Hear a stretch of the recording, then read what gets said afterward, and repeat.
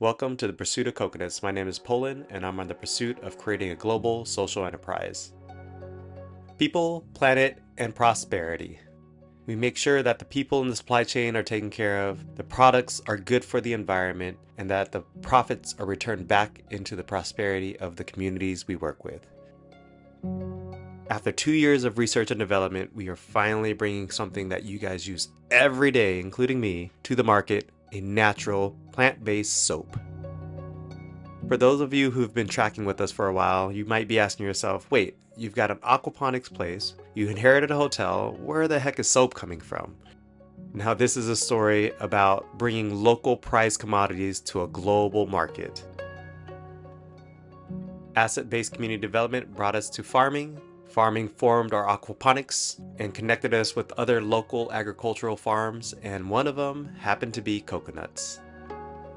After moving halfway around the world and leaving the comforts of California, I had one thing on my mind, and it was coconuts. Some facts about coconuts: 90% of coconut production comes from developing nations in Asia, with Indonesia, Philippines, India, Brazil, and Sri Lanka being the world's biggest exporters. Coconuts can be used in a variety of ways, from building materials to food to makeup and so much more. We all know coconuts are super healthy, from the coconut water to the coconut flesh, making coconut oil from the flesh, so much more. They have antibacterial effects. It helps control diabetes, so they say it's good for the skin, oral health care, metabolisms, yeast infections, and so much more. I mean, this thing is called the tree of life. Now, I only found this out after doing some asset-based community development. All I knew at the time was that my father-in-law lived in the Philippines and there was a ton of coconuts there. And I paid a lot of money in the US just for some coconut water to drink. After arriving to the Philippines and settling in, I focused on ABCD, Asset-Based Community Development. I learned about asset-based community development in my years of working with nonprofits and sitting on its board also. Asset-based community development focuses on building community strengths and resources rather than addressing problems. It helps empower residents to create opportunities and improve their communities. A part of that is asset mapping. Asset mapping involves identifying and documenting the community's resources, including physical assets, human assets, and social assets, and one of them that connected all that together was farming, and especially coconuts. One thing about it though in the community is that there's coconuts everywhere, from people's backyards to farms, and you see them all around that sometimes you forget what you have until you don't have it anymore. And with the community having so much coconuts, it's supply and demand. The oversupply does not create a high demand locally, so they don't get much money. So the market for coconuts had to be overseas. Now this is where resources was lacking. So the idea would be, how can I connect the global demand to this local asset that speaks through and through to the community and empower them?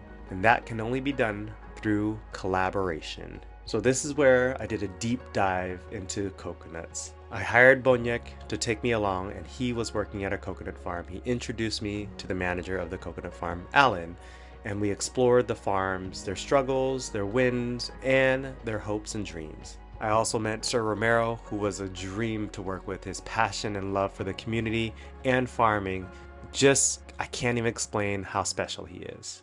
But let me go back and share a little bit about Alan. Alan had been working overseas for quite some time, but wanted to be closer to the family. He was down for hard work, and he got a position as a manager at a large coconut farm. Now his hopes and dreams were just for his kids to succeed. With school and college and careers upcoming, he had to take on the brunt of carrying the weight of helping the family through the cost of all that. Overseas he made good money, but the value of family was just so important to him that he moved back to do this hard, laborious work in the heat, in the mountains, in the rain, just to be closer to his family. The biggest thing he hopes for is that the farm goes well, so that way he can create consistent jobs for the farmers and employees that he has hired. At the height of the farm, there were about 20 employees, but there are the realities that set in. The local demand isn't super high. The soil isn't the best for where they planted. They are in the high hills, which makes trekking and picking a little bit more difficult. So they had to pause and pull back a little and scale down. At this moment, they have about 7 workers out of the 20. This threw fuel into the fire for me. I realized that there is a definite need to create some more resources to empower the locals to just have a livelihood, just to create jobs to sustain their family. They didn't mind the hard work. They didn't mind that the coconuts were super heavy. They didn't mind the risk of treacherous lands. They just wanted a consistent, honorable job. And this is something I feel like we can provide through the project. But one of the words that I said earlier that you might have gotten was collaboration. Partnerships between community, members, organizations, and other stakeholders. How can this foreigner that has no experience of living on the land, doesn't even speak the language, connect with other farmers and their livelihood and their lives? I was just so far apart from knowing and understanding or walking in the shoes of the locals. This is where I spent the next 6 months exploring, spending time, and just being immersed in the community. From mud crab hunting to hanging out with the local tribes, asking questions, many sessions with that guy, lots of drinks and food and laughter and tears to go along with it all. But the reality is I couldn't have done it without Boniek. Boniek was that connecting piece. 1, he translated for me, but 2, he lives in the shoes of the locals. And for him to be a part of my team was a dream come true and a blessing to me. Not only did he make the connections, but people saw me as an equal as I sat and ate and rode along with Boniek everywhere we went. I did everything I can, including eating giant worms, swimming in the local rivers, and doing local activities just to understand the people that I wanted to serve better. The crazy part was, it wasn't as hard as I thought it was going to be. You're talking about a hospitable community, the most nice people in the world. They welcomed you, gave you everything. Whatever they didn't have, they would look forward to give to you, pretty much the shirts off their backs. I couldn't help but fall in love with the community, which again, fuel in the fire, drives my passion to make this project work. And a side comment, this is more probably transforming for me than it is for them. I haven't done much. I'm just learning more about the community, more about their needs, and more about myself. They showed me that you didn't need much to live off of, but each other. The laughter, the simplicity, getting rid of all these material things that I was so used to in California. It was humbling. It was definitely an experience and continues to be an experience that I hope shapes my life and my kids' lives for ages to come.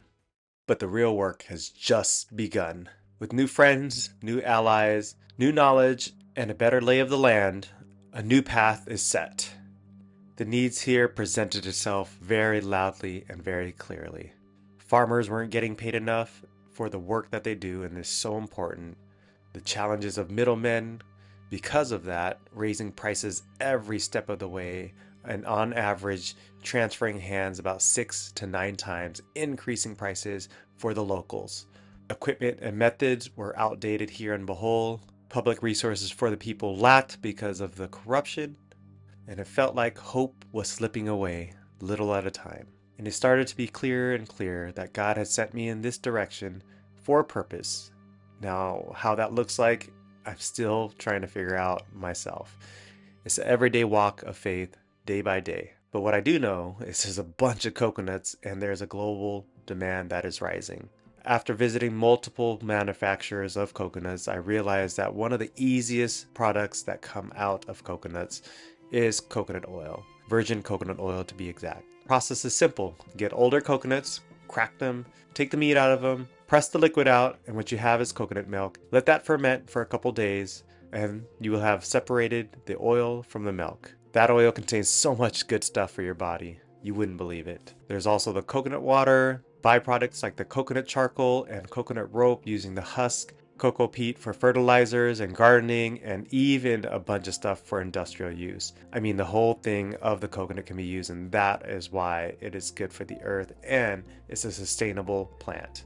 But with each one comes its challenges. Demand, use, production, distribution, shipping, logistics, all of it had to be figured out. But none of it is new. I mean, it's already happening around the world. So I leaned into one of the biggest resources of the Philippines, the PCA, the Filipino Coconut Authority. It's a government agency that covers coconuts, cacao, and coffee and all the industry that it deals with here in the Philippines.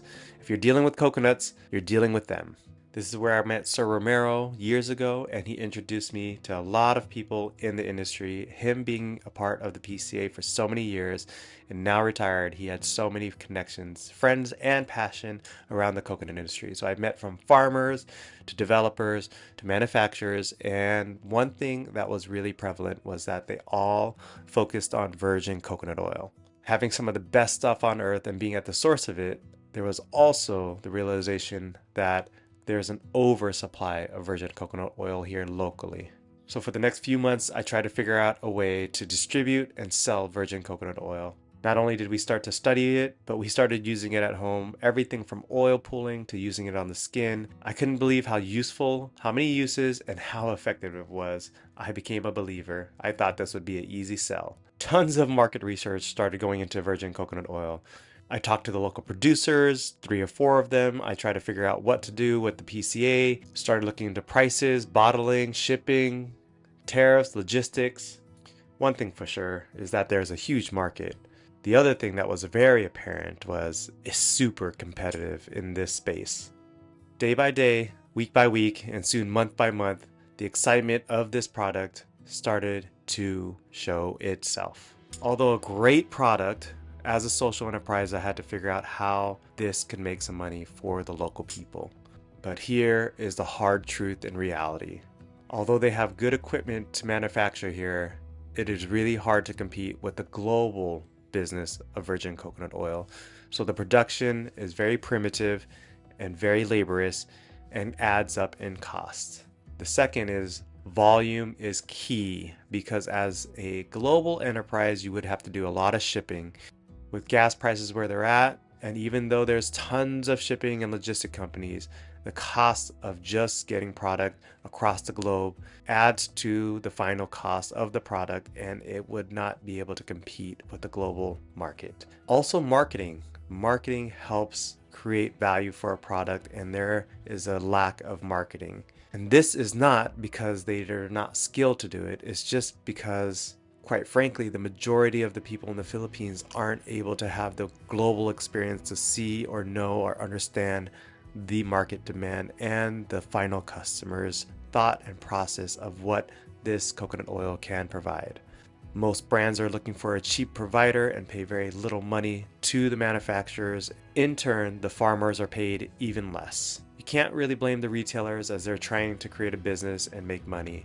But I still believe that there's a better way of doing this, that everybody benefits, that everybody down the supply chain work together, and that greed does not creep in where one just benefits more and more and more than everybody else. A bit discouraged, still determined, but for certain called. I needed to figure this out. What valuable product can be made from the commodity of coconuts? I had to reset my thinking and think broader. Virgin coconut oil was such a niche, a health product that had a very niche audience. I had to continue the research, had to continue the questions, had to continue to broaden my view. I realized some of the producers and manufacturers were making soap on the side. I also saw very poorly wrapped coconut soap at the grocery store here locally. This piqued my curiosity and I wanted to try it out myself, so I started buying everything labeled with coconut. Little did I know this would take me down the rabbit hole. Coconut oil is a very popular ingredient in soaps and beauty products. Due to its moisturizing, antibacterial, and skin-soothing properties, it's a very versatile choice for various applications. So I asked myself, do I make a lotion? Do I make hair products? What do I make with coconuts? I consulted with a couple beauty industry experts and had 2 realizations. 1, coconuts is a great product to start off with, and I needed to use it as an anchor product. 2, everything has been done in the beauty industry. There are experts and companies that have been established for a long time. It seems like everything has been made with coconuts already. So how do I compete?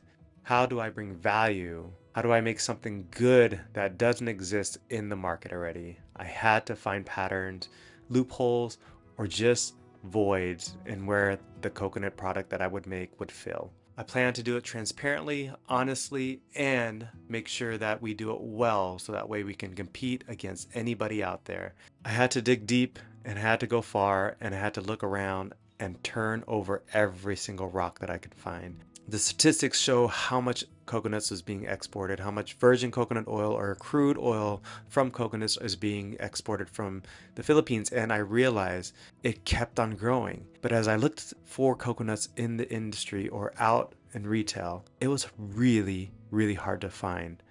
So again, more and more studies had to be done, and I started to realize coconuts are in tons of stuff.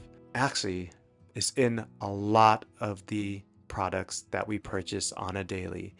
And I realized also that they're never highlighted. It's just in the ingredient section. So you actually have to be reading the fine print to even find that coconuts are in your product. This made me very, very curious.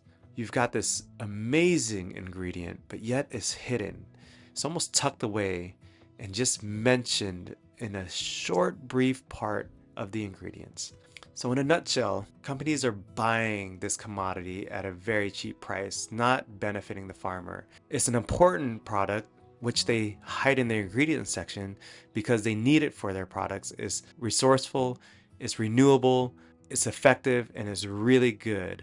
But yet, that isn't advertised. Is it the industry's little dirty secret to keep their costs down and their profits high? I just know that the farmers aren't getting what they need for their end of the bargain. Feeling a bit betrayed by the industry, a bit used. Sitting at the table with the farmers, I felt their pain, their frustration. I met their families, I've seen their living situation. And in contrast, I see these industries that are showing a different side. The beauty, the luxury, the sexiness of all the stuff that's being made from the coconuts that are being nourished, planted, harvested, and worked on by lives so different from what is shown. This is it. This is the gap I'm called to fill. This is the social enterprise that's going to highlight the main ingredient of products and the people who labored immensely to get the product here. Ethical farmers and suppliers, ethical supply chain, ethical way of selling and highlighting the truth with the product that everybody uses every day.